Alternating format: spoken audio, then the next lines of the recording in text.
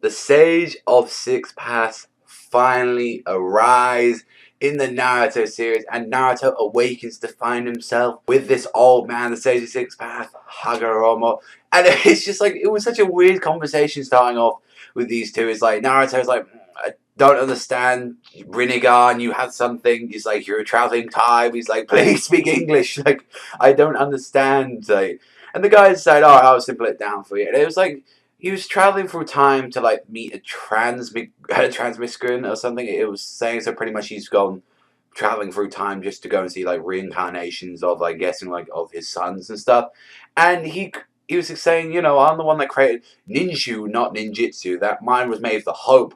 That one was made for war. And he was explaining to Naruto throughout the whole story about his two sons, Ashura, Indra, and his mother. So we found out really much from his mother that same thing we already heard. She was the one that ate the fruit from the tree that gave birth to Chakra, and as well she also gave birth to two sons, one of them being the Sage of Six Paths himself. And I don't think we've really ever been heard about the other brother, but when I was looking at it, and the same, they was explaining that, oh, they were fighting the Ten Tails at the time, we actually see, you know, the other brother looks a lot like Madara at this point. I was like actually really shocked to see that right now. I was like, really? Is that what Madara has become? He's become the not actually the sage, is one of the sage's sons, but actually the brother himself. That was kind of actually shocking to see that might be there. And then hearing about also as well his two brothers that right now, like saying like Ashura, and actually to find out about his two sons that he gave birth to, which we find out is like Ashura was the no good potential, but he understood the bonds and companionship of the world. And in that time, that made him strong and actually gave him on the same level as his brother, Indria, who actually got his strength and was alone from the start. He already had this power. He had the eternal Mangekyo in his eyes, like and when he was looking to find out who to entrust someone with, like his power, he decided to split it up. He decided to actually give it to Ashura, and while have Indria back him on side. And it's like, you get the younger brother this power because he learned about companionship, like he learned all about that, but Indria was not having like that, and the war like starts, a long ass war from long ago. And just looking at the end of that chapter, you see that basically it looks like the Biju mode and Susanoo right now. That's what the two look like for that war. And it's just like, he was explaining, oh yeah, that sort of reminds me of something going on now. And he's saying, oh, and he wants to entrust him with something in this chapter. I'm wondering, what is he going to trust? Is he going to, like, his Ashura's, like, teachings? Is he going to, like, actually give him the chakra?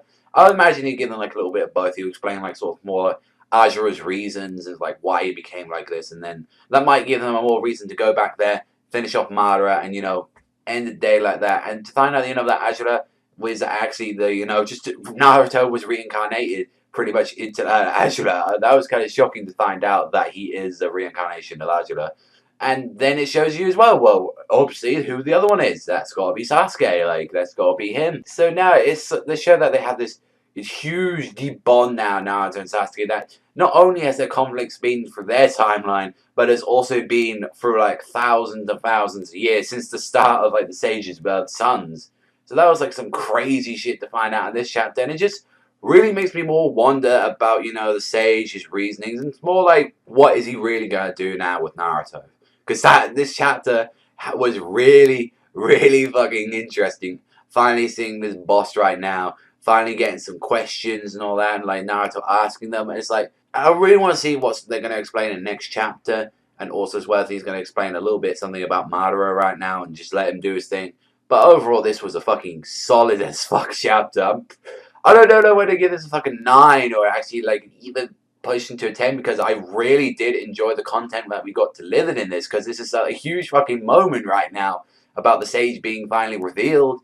So I'm probably going more with a fucking 9, like to an even 9.5, because I really did enjoy seeing the content we got in here. And it was just dialogue, and I really fucking enjoyed it. I normally don't like when it happens like that, but I actually thoroughly enjoyed it. So fuck it, I'll give like a 9 to a 9.5 for this chapter.